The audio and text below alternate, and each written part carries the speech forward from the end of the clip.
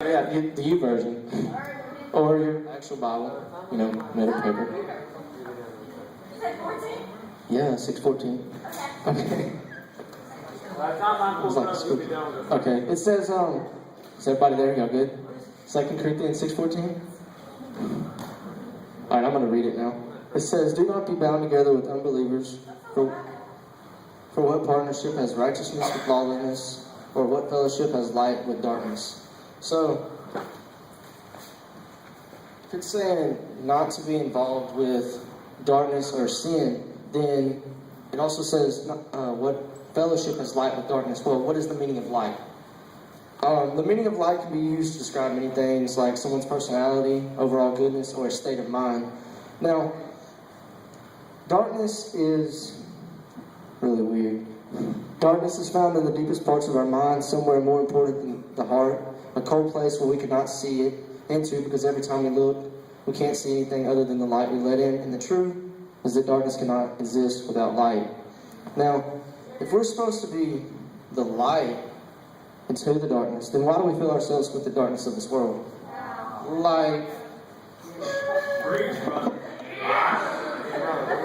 Like filling yourself, being a part of this world doesn't mean you're committing a major sin or filling yourself with darkness or opening your mind up to the supernatural realm of darkness. Doesn't mean committing a major sin. It could be something like simple watching like a scary movie. Because if I watch a scary movie, I'm not going to sleep. But if I'm not sleeping, then it's in my brain and it's starting to control my life. That becomes my God. It's always on my mind. It's constantly running through my head.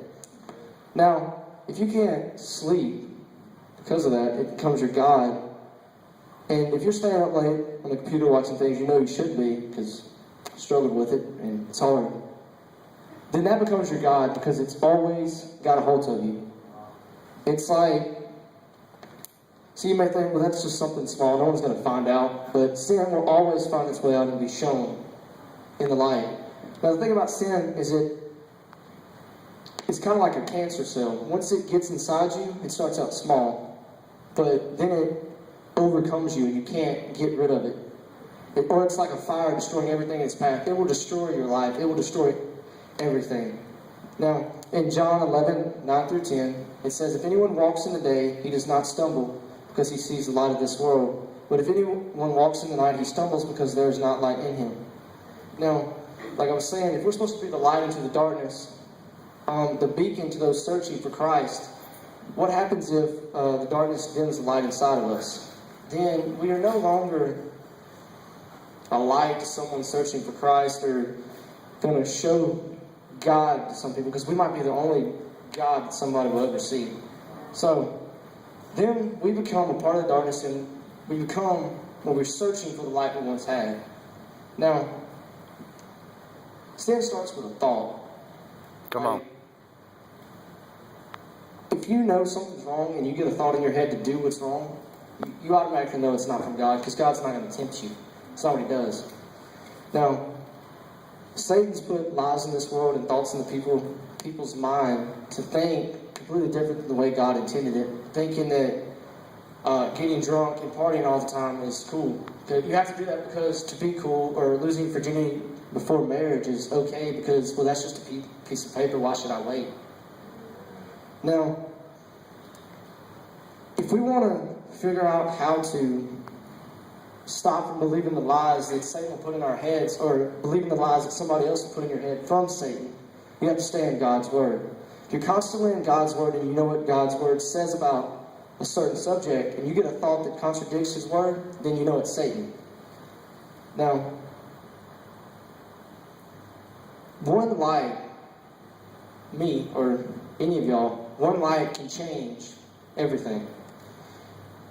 If the lights were off and I had a flashlight and I was trying to walk through here without a light, I'd probably hit every chair in here because I can't see. But if I have a light, it can lead me out, or I can lead you out of it. So if I'm the one light for you and you're trying to get out, then I can lead you. But if I get pulled in to what you're doing and I act just like you, then how am I any different than you? I'll be stuck with you in the darkness and I can't get out. Now, we have to do something with the ability that we have to be the light. See, this world doesn't think godly anymore. They're trying to take God out of schools, trying to pull God out of everything. But if we're the generation that turns this world back to God, then we fulfill something that we need to do. Because this generation is completely off track than where it should be. And we have to just do something about that. We have to be the one light to people that can't see. That's basically it. That's basically it.